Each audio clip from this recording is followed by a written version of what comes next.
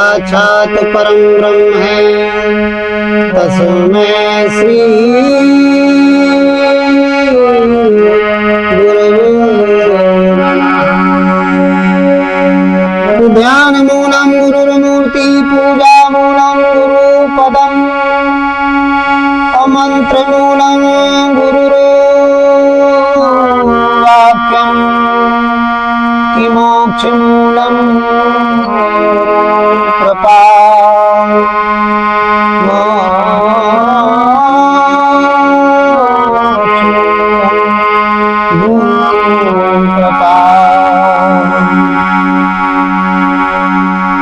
रमे निरंतर आत्मा,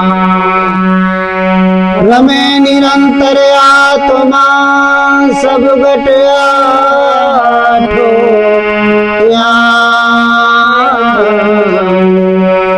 ताहि से बुध संत जन कहत का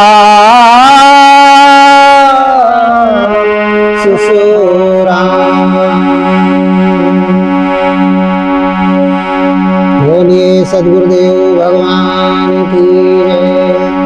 हृदय स्थित परमात्मा राम की जय।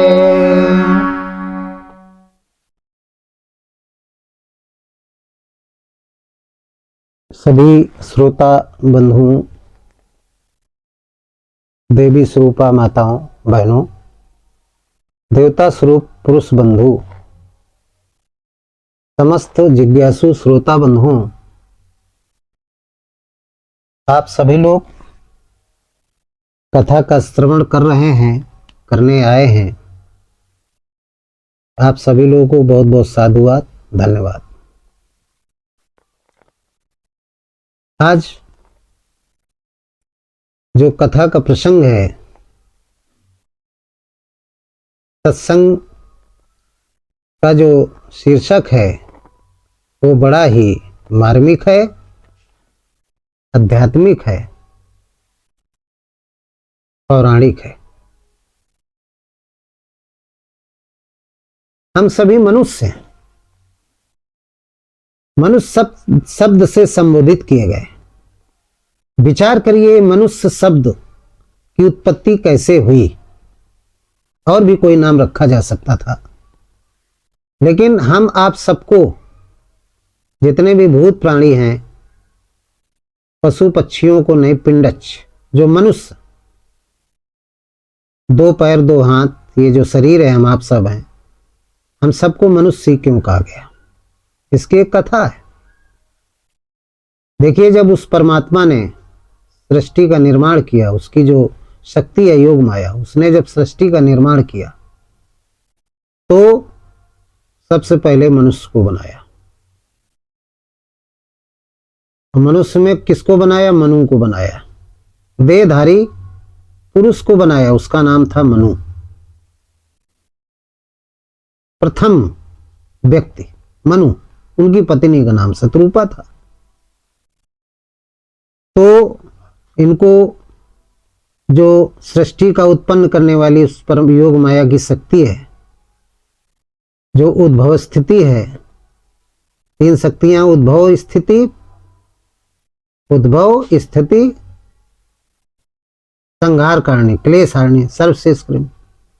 तो उद्भव यानी उत्पन्न करने वाली जो शक्ति है, जिसको ब्रह्मा कहते हैं, उस शक्ति ने सबसे पहले इस शरीर को, हाड़मांस वाले शरीर को उत्पन्न किया और उसका नाम रख दिया मनु।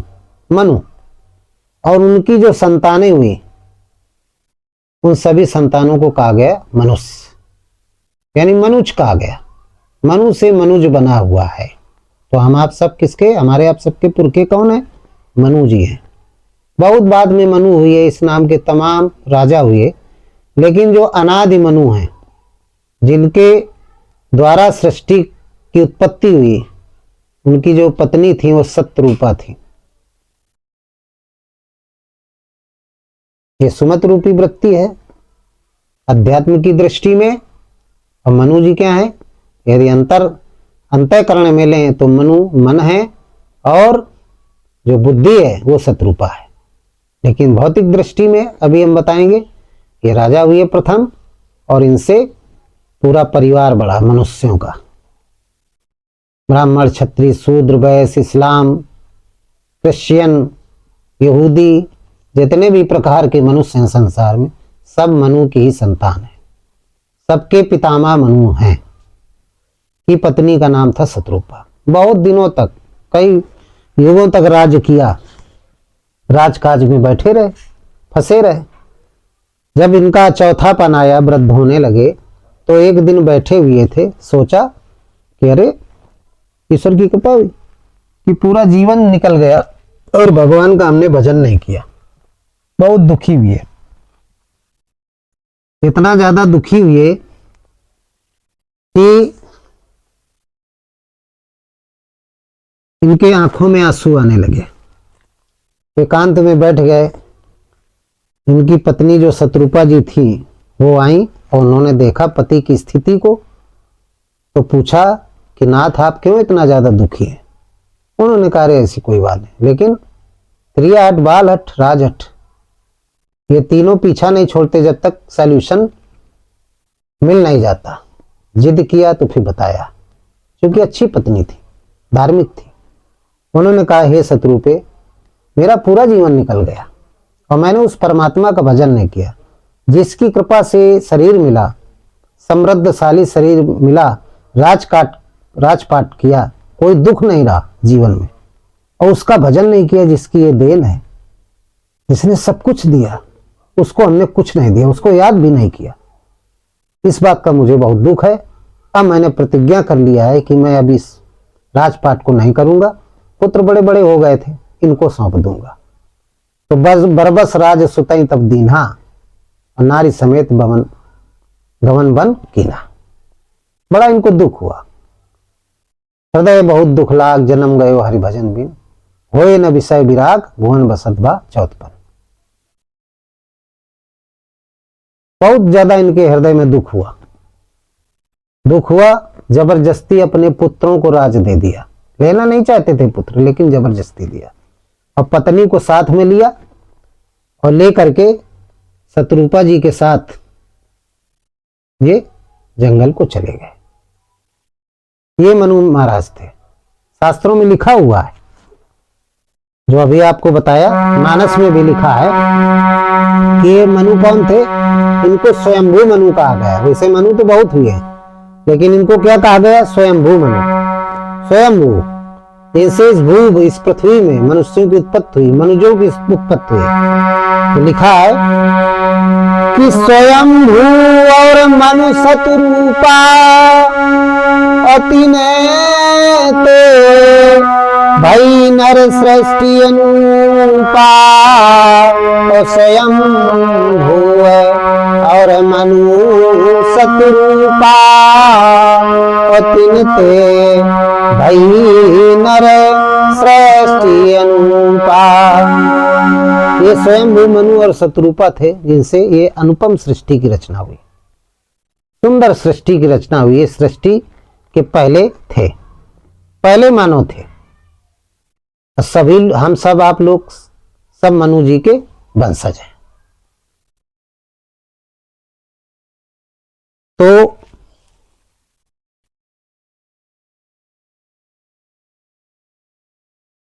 कई कल्पों तक इन्होंने राज किया है। प्रलय को भी इन्होंने देखा है, बहुत दिन तक राज किया। इसके पहले जब ये भगवान की याद नहीं किया था, जैसे ही ब्रह्मा नाम की वृत्ति, जो योग माया की वृत्ति, उसने उत्पन्न किया। जब उत्पन्न किया, इनको और 7 ऋषियों को उत्पन्न किया, मेल फीमेल के साथ। ऋषि पत्नियां भी थी। उस समय प्रलय हो चुकी थी। जब प्रलय होती है तो सब कुछ नष्ट हो जाता है। तो ईश्वर की कृपा से, परमात्मा की कृपा से फिर सृष्टि का संचार होता है। तो प्रलय हो गई थी। प्रलय जब हुई तो बचा कौन कौन? सब कुछ नष्ट हो गया। केवल 7 सप्तऋषि बचे और मनु जी बचे। जल ही जल हो गया समस्त पृथ्वी मंडल में। भगवान की कृपा से उसमें एक नाव दिखी। उस नाव में सप्तऋषि, मनु महाराज, शत्रुपा जी बैठ गई। अब इसके बाद उस नाव को किनारे कौन लगाए, जल ही जल भरा हुआ था। तो भगवान का अवतार हुआ, मत्स्य का अवतार। भगवान को मछली बनना पड़ा। ये मत्स्य अवतार की समय की कहानी है, उस युग की, उस कल्पांत की कहानी। जब मत्स्य अवतार हुआ था, मछली बने और जो नाव में कड़ा लगा था, रस्सी थी, उसी रस्सी को पकड़ करके उस नाव को ले गए, प्रलय से बाहर निकाला। अब प्रलय से बाहर निकाल करके फिर मनु जी ने सृष्टि की उत्पत्ति शुरू कर दी। इनसे मनुष्य की उत्पत्ति हुई, काफी समय तक राज किया। राज करने के बाद इनको ग्लानि हुई बहुत ज्यादा, रो रहे हैं, बैठे हैं कि पूरा समय निकल गया और हमने उस परमात्मा का चिंतन नहीं किया, बड़े दुखी है। अब ये बैठे हैं, रो रहे हैं, क्या कहते हैं कि हो ये न विषय विराग, भुवन बसत भाचोथ तने, हृदय बहुत दुख लागे, कि जन्म गयो हरि भजन बिना। कि हो न विषय विराग, अभुवन बसत भाचोथ तने, हृदय बहुत दुख लागे, कि जन्म गयो हरि भजन बिना। हृदय बहुत दुख लागे, कि जन्म गयो हरि भजन बिना। रो रहे हैं, सोच रहे हैं कि परमात्मा का भजन नहीं किया, पूरा जीवन निकल गया। तो अब इनके मन में आया कि किस परमात्मा की पूजा की जाए। ब्रह्मा, विष्णु, महेश की सभी ने पूजा की है, सारे देवताएं, गणेश, सुरेश, महेश, नरेश, उमेश, इन सबकी पूजा किया है, लेकिन मैं इनकी पूजा, इनकी तपस्या नहीं करूंगा। किसकी तपस्या करूंगा? शत्रुपा जी ने कहा, तो आप नाथ किसकी तपस्या करेंगे? बोले मैं इसकी, इनकी तपस्या नहीं करूंगा, मैं उस परमात्मा की तपस्या करूंगा जिनकी तपस्या, जिनका चिंतन परमार्थवादियों ने किया है, परम तत्व को जानने वाले तत्वदर्शियों ने किया है, जिसका भजन तत्वदर्शियों ने किया है, जिसकी तपस्या, जिसको पाने के लिए तत्वदर्शी संत, ऐसे मनुष्य योगियों ने किया है। परमार्थवादी जो थे, परम तत्व को जानने वाले जो योगी हैं, भक्त हैं, इस परमात्मा की बिन उपज चले, सुनाई बिन काना, कर बिन काज करे विधिनाना, आनंद रहित सकल रस भोगी, बिन वाणी भक्ता बड़ जोगी। तन बिन परस नयन बिन देखा, ग्रही ग्रान बिन बार असेका, सब भांत अलौकिक करनी महिमा, जा सुझाई नहीं बननी। मैं उस परमात्मा की पूजा करूंगा, ऐसे ब्रह्म की पूजा करूंगा। और क्या बताया मानस में? मनु जी कह रहे हैं किस परमात्मा की पूजा, तो बताते हैं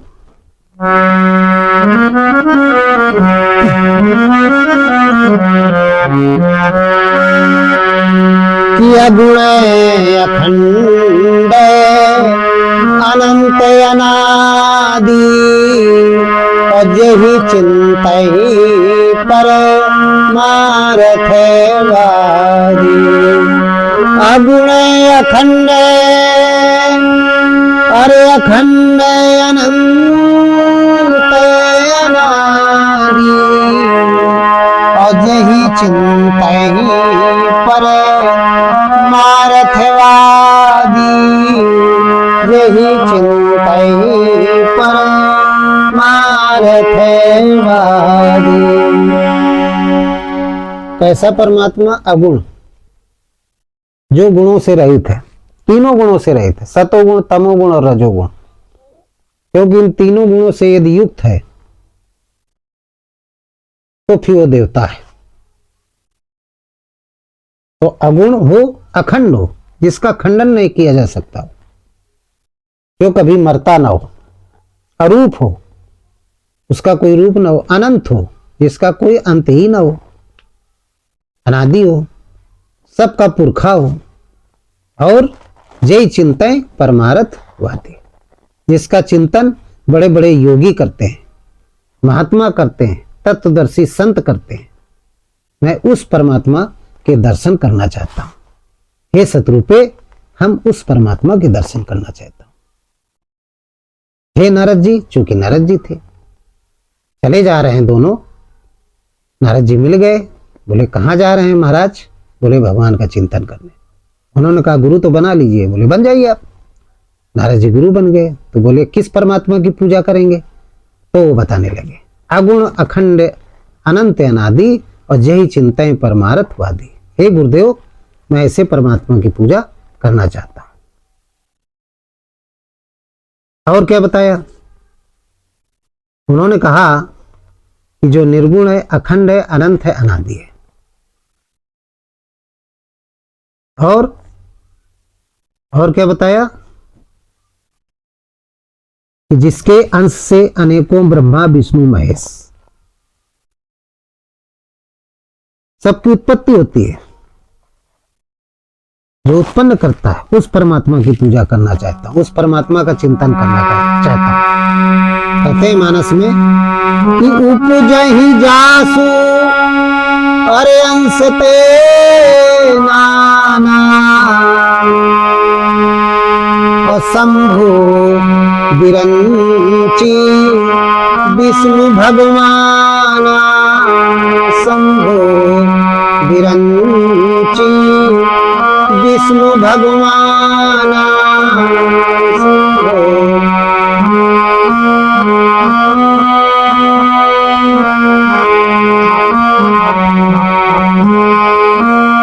शंभु भगवान,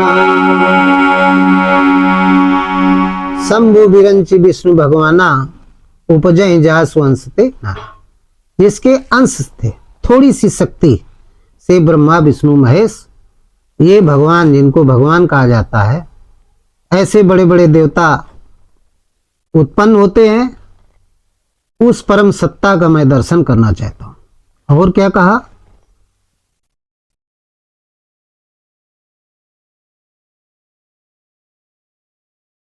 और भी बताया कि ऐसा परमात्मा बिन पद चले सुने बिन काना, और भी कार में निरंतर आत्मा सब घटा ठोयाम, ताही से बुद्ध संत जन कहता सुरा। मैं ऐसे परमात्मा को प्राप्त करना चाहता हूं। नारद जी बोले ठीक है। नारद जी ने मंत्र दे दिया, आप जाप करिए। चूंकि गुरु थे, तत्वदर्शी सदगुरु थे नारद जी। अब ये नीमसार पहुंच गए। नीमसार पहुंचने के बाद दोनों दंपति एक पैर के बल खड़े हो गए और भगवान की तपस्या शुरू कर दिया। बहुत तपस्या किया, जाने कितने वर्ष बीत गए, 1000 वर्ष बीत गए। पत्ते खा करके जीवन यापन किया, फिर पानी पिया, फिर वो भी छोड़ दिया, सब कुछ छोड़ दिया। जब छोड़ दिया तो इनकी तपस्या इतनी चरम सीमा में पहुंच गई कि इंद्र का इंद्रासन, ब्रह्मा जी का ब्रह्मासन, वैकुंठ हिलने लगा, कैलाश हिलने लगा, ब्रह्मलोक हिलने लगा। तो जो त्रिदेव थे भौतिक दृष्टि में, ब्रह्मा विष्णु महेश, ये तीनों वहां से भगे और भाग करके आए नीमसार। देखा कि दोनों दंपति तपस्या कर रहे हैं। आ गए और आ करके क्या किया? मानस में लिखा है, देखा कि तपस्या कर रहे हैं, बुलाया मनु, हे मां शत्रुपा आंखें खोलो, वरदान मांग लो। लेकिन नहीं, विधि हरि हरे अरे तप देखी अपारा, और मनु समीप आए बहुबारा, मनु समीप आए बहुबारा, विधि हरि हरे तप देखी अपारा। और क्या कहा? मांगहु बरे अरे बहु भांति लोभाए, और परम धीर नहीं चल ही चलाए, परम धीर नहीं चल ही चलाए। विधि हरिहर तप देख अपारा, मन समीप आए बहुबारा। एक बार नहीं आए, गोस्वामी जी कहते हैं अनेकों बार आए, एक बार नहीं आए, बहुत बार आए। हे मनु महाराज, हे माता शत्रुपा, तपस्या बंद कर दीजिए, वरदान ले लो। ब्रह्मा जी कहने लगे, विष्णु जी कहने लगे और शंकर भगवान कहने लगे। मांग उबर बहु भांति लुभाए, परम धीर नहीं चले ही चलाए। बहुत लुभाया। ब्रह्मा जी ने कहा हमारा ब्रह्मलोक ले लीजिए मनु जी, हम वरदान में ब्रह्मलोक अपना दे रहे हैं, आंखें खोल दो। भगवान शंकर बोले मनु जी, शत्रुपा जी आप कैलाश ले लीजिए, पूरा शिवलोक ले लीजिए, आंखें खोल दो। नहीं खोला। विष्णु जी बोले वैकुंठ लोक ले लीजिए, साकेत लोक ले लीजिए। हे देवी शत्रुपा, हे मनु महाराज आंखें खोल दीजिए। लेकिन परम धीर नहीं चला ही चलाए, डिगे नहीं। कैसे नहीं डिगे? बड़ा प्रलोभन दिया। और होता भी है कि जब चरम सीमा में साधक पश्चंती विधि से राम नाम जप करता है, 36 श्रेणी का जब साधक बन जाता है, तो क्या होता है कि रिद्धि श्रद्धि और प्रेरही बहु भाई, अबुद्ध लोभ दिखावहि जाई, बुद्ध लोभ दिखावहि जाई। जब साधक की मनु रूपी साधक की तपस्या चरम सीमा में पहुंच जाती है, आज के भी जो मनु है साधक है मनु के समान, तो जब पसंती श्रेणी में पहुंच जाती है, इस समय आसुरी वृत्तियों का हवन होने लगता है, मन अवलंब की तरीके एकाग्र हो जाता है, इंद्रियां संयमित हो जाती हैं, भगवान की प्राप्ति का बस थोड़ा सा समय रह जाता है, कुछ दूरी रह जाती है, जीवात्मा का परमात्मा से मिलने की थोड़ी सी दूरी रह जाती, क्षण मात्र। तो उस समय रिद्ध सिद्ध प्रेरय बहु भाई, अब बुद्ध लोभ दिखावे जाए। तमाम प्रकार की रिद्धियां सिद्धियां, ये ब्रह्मा विष्णु महेश क्या है? रिद्धि सिद्धि। ये लोभ दिखाने लगते हैं, ये ले लो वो ले लो। जैसे विश्वामित्र जी थे, नारद जी थे, तमाम प्रकार की रिद्धि सिद्धि आई, अप्सराएं आई कि ले लो ये ले लो, तपस्या बंद कर दो। लेकिन वो टिके नहीं थे। ऐसे परम धीर नहीं चले चलाए, मांगो उबर बहु भांति लोभाए। ब्रह्मा विष्णु महेश ने बहुत लोभ दिया, सबने अपने अपने लोकों के लिए कहा ले जाओ, लेकिन आंखें खोल दो। लेकिन मनु और शत्रुपा दोनों ने आंखें नहीं खोली, तपस्या में लगे रहे, राम राम राम, ओम ओम ओम जपते रहे, चले गए। इसके बाद क्या स्थिति हुई? शरीर सूख गया, मांस बिल्कुल चिपक गया हड्डियों से, पूरा शरीर दूर से दिखता था जैसे हड्डी का कंकाल खड़ा हुआ। इतनी विकराल तपस्या स्वामी जी ने वर्णन किया है।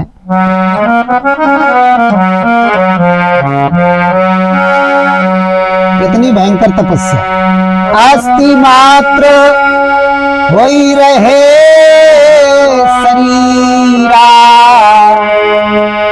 हड्डी मात्र रहे, हड्डी मात्र शरीर रह गया, मांस बिल्कुल गायब हो गया। आस्ति मात्र पर होई रहे शरीरा, तदपि मनागे मन ही नहीं पीरा, तदपि मनागे मन ही नहीं पीरा, अस्ति मात्र होई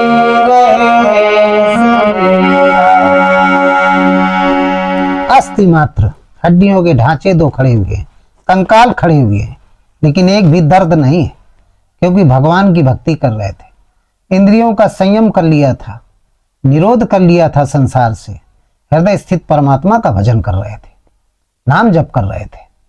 जब ये स्थिति हो गई तो ब्रह्मवाणी हुई, स्थिति हो गई। भगवान ने देखा कि ये दोनों पूर्ण रूप से समर्पित हो गए, श्रद्धा और विश्वास के साथ समर्पित हो गए। जब ये स्थिति हो जाती है तो फिर पश्यंती के बाद कहाँ पहुंच जाता है साधक? परावाणी में पहुंच जाता है। जब परावाणी में पहुंचता है तो भगवान की ब्राह्मण श्रेणी का भक्त हो जाता है। ब्रह्मवाणी हुई, ब्रह्म का चिंतन करते करते वो ब्रह्मवाणी हुई। यह मनु कैसी वाणी हुई? अमृत के समान, गिरा सुहाई, श्रवण रंध्रमय ऊर्जब आई। अमृत के समान वाणी हुई। हे मनु, हे मां शत्रुपा, आपकी तपस्या पूरी हुई, आंखें खोलिए।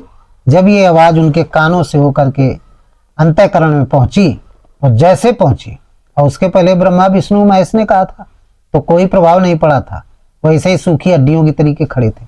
लेकिन जब ब्रह्म की वाणी हुई तो क्या प्रभाव पड़ा? जैसे उर में आई वाणी, तो ये शरीर कैसा हो गया? सोने के समान हो गया, बिल्कुल अमृत के समान वाणी जैसे कानों में पड़ी तो हष्ट पुष्ट तन भय सुहाए, और मानो अभई भवंते आए। ऐसा हो गया शरीर। शरीर कैसा हो गया? हष्ट पुष्ट हो गया, बिल्कुल पहले जैसा। ऐसा लग रहा था जैसे मनु महाराज अभी अभी भवन से निकल के आ रहे हैं, राजभवन से निकल के आ रहे हैं। सुंदर सोने के समान चमकता हुआ शरीर। देखिए ईश्वर की वाणी से अभी वो प्रकट नहीं हुई है, हृदय में प्रकट, केवल वाणी हुई पश्यंती विधि से, परावाणी हुई। जब परावाणी हुई तो फिर मनु महाराज हाथ जोड़ लिया, बोले प्रभु दर्शन दो। तो प्रकट हो जाते हैं अंतःकरण में। जो मनु है हृदय में प्रकट हो गए, चित्रण किया गया कि बाहर प्रकट हो गए, लेकिन सब ये घटना अंतःकरण की है। प्रकट हो गए अंतःकरण में और बोले मनु वरदान मांग लो। बोले क्या प्रभु मांगू? बड़ा संकोच लग रहा है, आपके दर्शन हो गए, बस अब कुछ नहीं चाहिए। बोले नहीं, वरदान मांगो, मैं दानियों का भी परम दानी हूं, मुझे दानियों का भी परम दानी समझिए। मैं सत्य कहता हूं, मैं असत्य कभी नहीं कहता। क्या कहते हैं भगवान? प्रकट हुए तो उनका स्वरूप कैसा है? प्रकट हुए देखा जैसे दोनों लोग प्राणियों ने, तो स्वरूप कैसा था भगवान का? नील सरोरु नील मणि, अरे नील नील धर श्याम, नील सरोरु नील मणि, नील नील धर श्याम, लाजत तनु शोभा निरखी, कोटि कोटि सतकाम, लाजत तनु शोभा निरखी, कोटि कोटि सतकाम, नील सरोरु नील मणि, नील नील धर श्याम। भगवान का स्वरूप कैसा है? नील सरोरु नील मणि, नील नील धर श्याम, लाजत तन शोभा निरख, कोट कोट सत्का। इतना सुंदर शरीर था, नीला शरीर था, नीली नीली गुलाबी गाल थे, लाल नेत्र थे, लंबी भुजाएं थी, धनुष बाण धारण किए थे। बगल में आज शक्ति योग माया जो सीता बनी थी वो भी वाम भाग में शोभित हो रही है। सुंदर स्वरूप है। उनकी शोभा को देख करके लज्जा आ रही थी, बताने में कभी कहता मुझे लज्जा आ रही, अनिर्वचनीय है, उसका वर्णन करना बड़ा कठिन है। ऐसा सुंदर रूप देख करके चकित हो गए मनु शत्रुपा, टकटकी लगाए, कुछ बोल नहीं रहे। कहते अरे मनु शत्रुपा जी, देवी शत्रुपा, महाराज मनु वरदान मांग लो, जो इच्छा हो, मैं दानियों का भी बड़ा महादानी हूं। भगवान क्या कहते हैं? मनु संकोच मत करो, कि दान शिरोमणि कृपा निधि। तो मनु महाराज क्या कहने लगे कि प्रभु यदि आप दानी हैं तो फिर मैं वरदान मांग रहा हूं। भगवान कहने लगे मांग लो बिना संकोच के, संकोच त्याग दीजिए बिल्कुल। पहले कहने लगे मुझे कुछ नहीं चाहिए, जब कई बार भगवान ने कहा तो बोले संकोच तो लग रहा है, लेकिन प्रभु आप दानियों के भी परम दानी हैं, तो मैं सत्य कह रहा हूं अपने स्वभाव के अनुसार, अपनी अंतरात्मा में जो हमारी इच्छा थी। वैसे तो इच्छा थी आपके हम दर्शन करें, लेकिन आप यदि कह रहे हैं तो फिर एक इच्छा और हुई। बोले मांगो, क्या इच्छा है? तो कहते हैं कि दानी शिरोमणि कृपा निधि ओ नाथ कहूँ सती भाव और चाहूं तुम ही समान सुते, चाहूं तुम ही समान सुते कि प्रभु सन कवन दुराऊ, चाहूं तुम ही समान सुते कि प्रभु सन कवन दुराऊ। भगवान से कहा मनु महाराज ने कि प्रभु इच्छा तो नहीं थी, लेकिन आपने हट किया कि वरदान मांग लो, तो मैं आपसे वरदान मांग रहा हूं कि आपके समान मुझे पुत्र प्राप्त हो। शत्रुपा जी से कहा तो उन्होंने भी कहा जो वर मांग चतुर नृप मांगा, जो हमारे महाराज ने मांगा है प्रभु वही वरदान मैं भी मांग रही हूं। भगवान बड़े प्रसन्न हुए, हंसने लगे और उन्होंने कहा देखिए मेरे समान इस आप सरिस कहां खोजो जाए, मेरे समान कोई दूसरा नहीं, इसलिए हे मनु मैं ही आऊंगा, मैं ही आपका पुत्र बनूंगा, पुत्र का जो स्नेह है वात्सल्य मैं ही दूंगा। मैं आपको वरदान देता हूं, वैसे मैं जन्म नहीं लेता हूं, न मेरा जन्म होता है न मेरी मृत्यु होती है। जन्म मृत्यु से मैं परे हूं, ये मेरी योग माया है, ये भी जन्म मृत्यु से परे। लेकिन आपका जो पुत्र होगा अगले कल्पांत में आप अयोध्या के राजा बनेंगे, आपका नाम दशरथ होगा, क्योंकि 10 इंद्रियों को आपने जीत लिया है और मन को आपने एकाग्र कर लिया है। जो 10 इंद्रियों को जीत लेता है, संयमित कर लेता है, उसी का नाम दशरथ होता है। तो आप दशरथ बनेंगे, ये मेरी वाणी है, मेरा वचन है। और आपके यहाँ जो पुत्र पैदा होगा उस पुत्र के अंतःकरण में मैं प्रकट होऊंगा और पुत्र का पूरा स्नेह दूंगा। और जो मेरी योग माया है तो मेरे परम भक्त हैं विदेहराज मिथिलांचल में होंगे, उनकी ये पुत्री बनेगी। ये वरदान दिया, तथास्तु कह दिया। इसके बाद बोले कि आप जाइए अभी अमरावती में राज करिए, समय आने पे ये सारी घटनाएं घटेंगी। तो ये प्रसंग था कि मनु महाराज किस परमात्मा का चिंतन करना चाहते थे, किस परमात्मा को प्राप्त करना चाहते थे, ये आज का प्रसंग था। तो मनु महाराज उस एक ब्रह्म को जो बिनु पद चले सुने बिन काना कर बिन काज करे विदनाना, ऐसे परमात्मा का चिंतन करना चाहते थे, ऐसे परमात्मा को प्राप्त करना चाहते थे। तो तपस्या किया, इसके बाद वो दशरथ बने, उनके यहाँ श्री राम जी पुत्र पैदा हुआ, उसका नाम वशिष्ठ जी ने राम रखा। उसके अंतःकरण में भगवान जागृत हो गए थे, साकार ब्रह्म हो गए थे। और राजा जनक मिथिलांचल में पुत्री ये सीता जी हुई, ये भगवान की योग माया थी।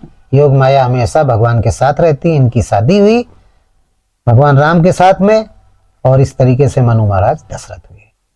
तो मनु महाराज जिस परमात्मा को प्राप्त करना चाहते थे उसका वर्णन मैंने आपके समक्ष किया।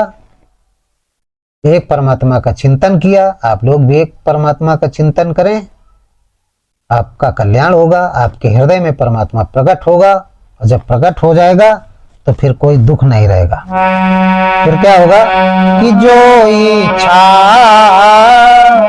करी हो मन माही, तो हरि प्रसाद कछु दुर्लभ नाही। जो इच्छा और करी हवे मन माही, तो हरि प्रसाद कछु दुर्लभ नाही। हरि प्रसाद कछु दुर्लभ नाही। सब कुछ आपको प्राप्त हो जाएगा मनु महाराज की तरीके। धार्मिक संतानें होंगी, वैभवशाली होंगे, आप राजा के समान। आपको अष्ट सिद्धि 9 निधि 6 सर्व आपको प्राप्त होंगे। कल्याण होगा आपका, आपको मोक्ष मिलेगी। इन्हीं शब्दों के साथ आज का प्रसंग समाप्त करते हैं। बोलिए सद्गुरुदेव भगवान की जय। हृदय स्थित परमात्मा राम की जय। सर्वे भवन्ति सुखिना सर्वे सन्तु निरामया और सर्वे भद्राणि पश्यन्ति मा कश्चित् दुःख भाग् भवेत्।